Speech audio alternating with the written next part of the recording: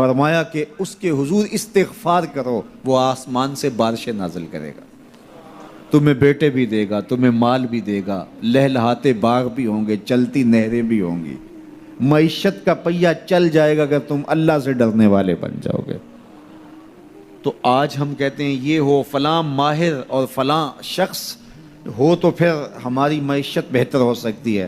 اللہ نے کہا استغفار کرنا سیکھ لو، میں تمہارے لیے رحمتوں کے دروازے کھول دوں گا، رحمتوں کے در کشادہ کر دوں گا، پیچیدگیاں ختم ہو جائیں گی، مشکلیں آسان ہونے لگیں گی اگر تم اللہ سے ڈرنا سیکھ جو، اس کے حضور استغفار کرنا سیکھ جو۔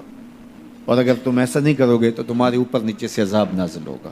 وَهُوَ الْقَادِرُ، وہ اس بات پہ قادر ہے، ان یبعث علیکم عذاباً، کہ وہ تمہارے اوپر عذاب نازل کرے، تمہارے اوپر سے، تمہارے نیچے سے۔ اللہ اکبر۔ اوپر کا عذاب کیا ہے کہ آسمان سے پتھر برسیں، نیچے کا عذاب کیا ہے زلزلے آئیں، یا پھر زمین فصل دینا چھوڑ جائے، زمین بنجر ہو جائے، یہ نیچے کا عذاب ہے۔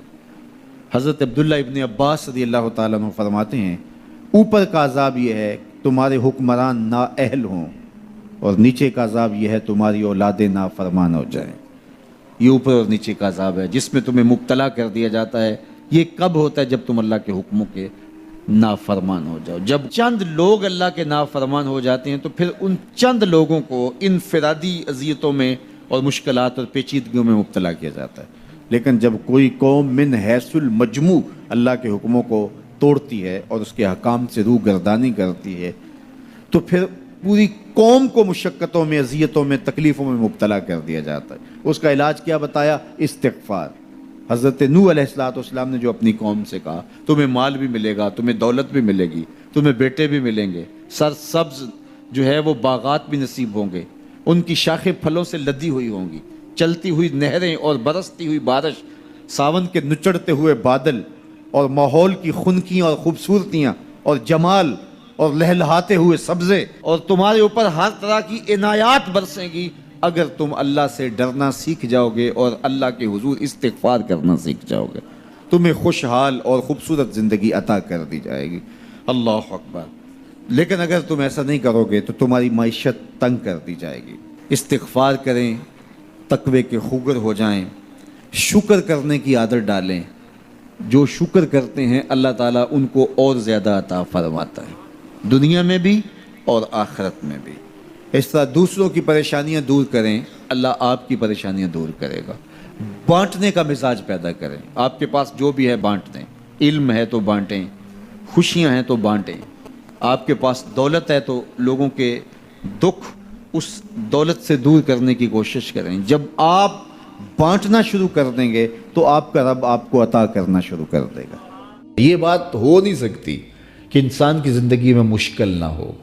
جب انسان کو پیدا کیا گیا تھا، اس کا خمیر گویا گیا تھا، تو 39 دن تک اس کے خمیر پر مٹی جو گوندی گئی تھی انسان بنانے کے لیے، اس پر 39 دن دکھوں کی بارش ہوئی تھی اور ایک دن خوشیوں کا می برسا تھا۔ تو انسان کی زندگی میں خوشیاں اور غم اس تناسب سے ہیں۔ لَقَدْ خَلَقْنَا الْإِنسَانَ فِي قَبْضٍ، انسان کی زندگی مشقتوں کا مجموعہ ہے، حالات کی تلخیوں کے سے مقابلہ کرنا پڑتا ہے۔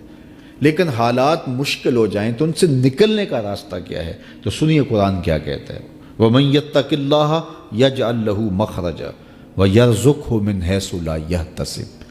جو اللہ سے ڈرنے لگ جاتا ہے، تقوی اختیار کر لیتا ہے، تو پھر اللہ تعالیٰ جل شانہ اس کے لیے مخرج پیدا کر دیتا ہے، یعنی اس مصیبت سے نکلنے کے اللہ راستے دیتا ہے۔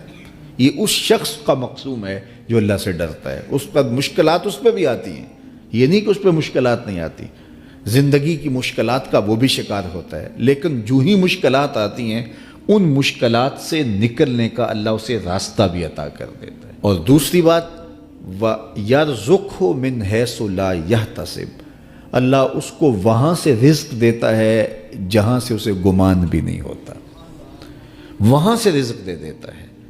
بندہ تو یہ کہتا نا کہ مجھے یہاں سے ملے گا، یہاں سے، ایک بندے کی منصوبہ بندی ہے، لیکن جو اللہ سے ڈرنے والا ہوگا اللہ اس کو وہاں سے رزق دے گا جہاں اسے گمان بھی نہیں ہوگا، خیال بھی نہیں ہوگا کہ یہ راستہ بھی حصول رزق کا ہو سکتا ہے۔ تو یہ میرے رب کا وعدہ ہے اور میرے رب کے وعدے سچے ہیں۔ تو جب تم اللہ سے ڈرنے لگو گے تو یہ تخت و تاج، یہ دنیا کی عزتیں، یہ تمہارے قدموں میں ہوں گی۔ اس سے ڈرنے کا نتیجہ ہے جو تمہارا رب تمہیں عطا فرمائے گا۔ حضرت عمر رضی اللہ تعالیٰ عنہ کی خدمت میں ایک شخص آیا، اس نے کہا میرے ہاں اولاد نہیں ہے، تو آپ نے کہا استغفار پڑھا کرو۔ ایک دوسرا شخص آیا کہ صاحب بارشیں نہیں ہوتی، فرمایا استغفار پڑھا کرو۔ تیسرا شخص حاضر خدمت ہوا اور کہا کہ ہمارے ہاں قحط کا عالم ہے، فرمایا کہ استغفار پڑھا کرو۔ تو کوئی پاس بیٹھا تھا، اس کے اٹھ کے جانے کے بعد کہا کہ مختلف لوگ مختلف سوال لے کر آئے اور آپ نے ایک ہی جواب دیا کہ استغفار پڑھا کرو۔ تو کہا میں نے اپنی طرف سے تھوڑا دیا، یہ تو میرے رب کا فرمان ہے۔ کہا وہ کیسے؟ کہا سورہ نوح پڑھو، فَقُلْتُ اسْتَغْفِرُوا رَبَّكُمْ۔